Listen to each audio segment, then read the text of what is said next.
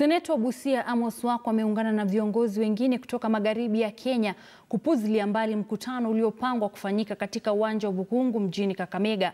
Wako amedai kwamba Katibu Mkuu wa COTU Francis Atwoli hajashauriana na viongozi wa eneo hilo kuhusu mkutano huo unaonuiwa kuzungumzia mwelekeo wa ripoti ya BBI. Ameelezea hofu yake kwamba mkutano huo huenda ukatumika kuwagawa Waluya hata zaidi. It may not be going about it in the right way. Not all leaders, 3 or 4, can just meet and say, here we are, call everybody to a meeting, a public meeting, to discuss this issue. I believe that more needs to be done on the ground first, before we can now come out the way they have come out. So very much as I laud their motives of furthering the unity or getting the unity of people from Western province, I think that the way they are going about it is creating further disunity. Kwa upande wake Francis Atwoli amekanusha vikali madai ya Bi Wahome akisema kuwa yeye ni kiongozi wa muungano wa vyama vya wafanyakazi na hana majukumu yote katika shughuli za serikali. Alizungumza huko Nakuru. And when we have a problem in Kenya immediately after the elections, the people who suffer are women, children and workers. And it is not that we were sent. And I said indeed, President Uhuru will be free to file. In 1992, after IPPG amending the old constitution, Moi started afresh for another 10 years. There is nothing that bars President Uhuru from contesting, even presidency, after the amendments of the constitution and after having accepted the recommendations of the BBI. So when I say that all those people who, if Uhuru will be leading Jubilee, how do you expect him to leave? How do you expect to leave him out? If Uhuru will be leading ODM, how do you expect to leave Raila Amolo Odinga out? Come to my own community, if Musalia will be leading Amani and he is supporting BBI, how do you exclude him? If Kalonzo came or somebody like Mtua with his political party came in, how do you exclude them? And those are the arrangements we want to address, governance, and tell Wahome that there will be no winner who takes it all. That will never happen in Kenya.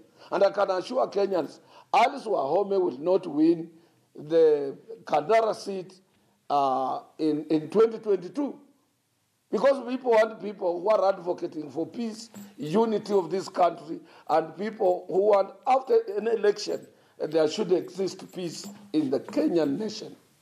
People don't want people who oppose things that are obvious. We must resist.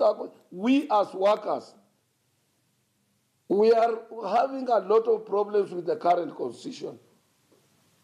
We have a lot of constitutions where everything is measurable to workers. You know? And we don't want to go that route. We must fit some of the rules within this constitution that hinder workers' progress. I don't want to mention those various commissions and so on because our people are still working on them. We have our own complaints to present to the committee. Farmers have their own problems of which they want to be addressed. Business community, issues related to corruption, it must be eradicated through new constitution.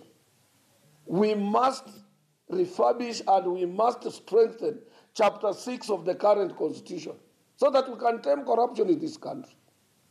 And President Uhuru, during Rubia's time, he appealed to Alice Wahome that let us address this issue or let us use the freedom that we have in this country to tame corruption.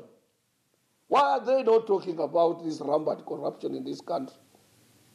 And there are people who are supporting them. They are not paying taxes. They are not remitting money of their companies to government.